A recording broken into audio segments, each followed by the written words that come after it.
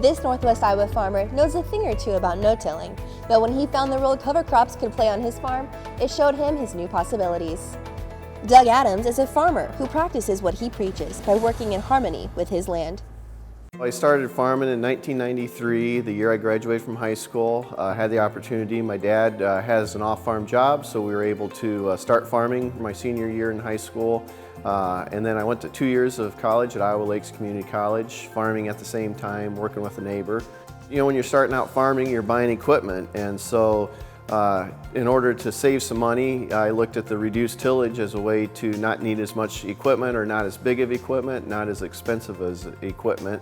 And I was also working part-time at the NRCS office at that time, so you know, any time I could save not being out in the field usually put me in town where I was getting a paycheck, so that also helped grow the operation as well.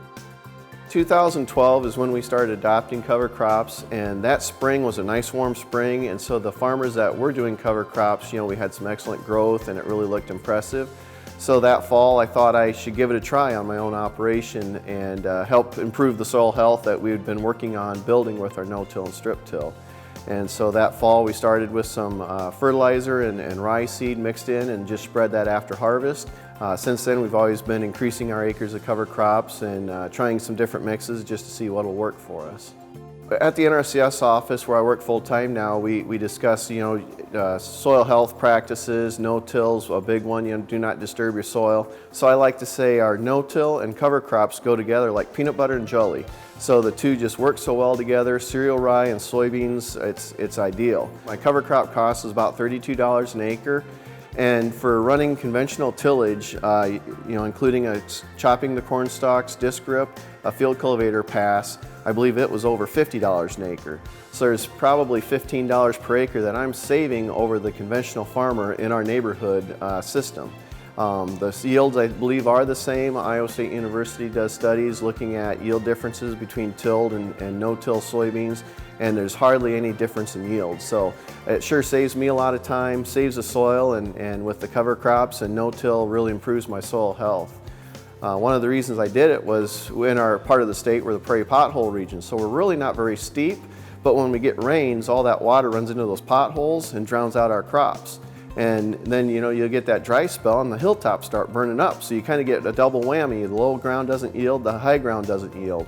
And so my thought was, if I can get that raindrop to soak in wherever it falls, you know, it's going to do me the most good. So that's where I started looking at the cover crops and no-till systems.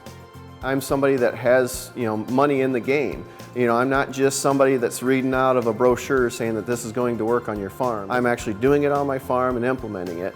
And so, you know, that weighs a lot with a farmer. You know, farmers are always interested in learning what's going on new and if it's going to work or not on their farm, because, you know, your whole livelihood is based upon, you know, your income for the year is on your yields and stuff. So they don't want to do anything that's going to jeopardize their yields.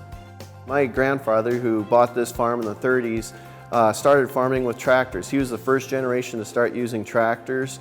And then as they proceeded, you know, through the generations, my dad, you know, quit doing the moldboard plowing, went to chisel plowing.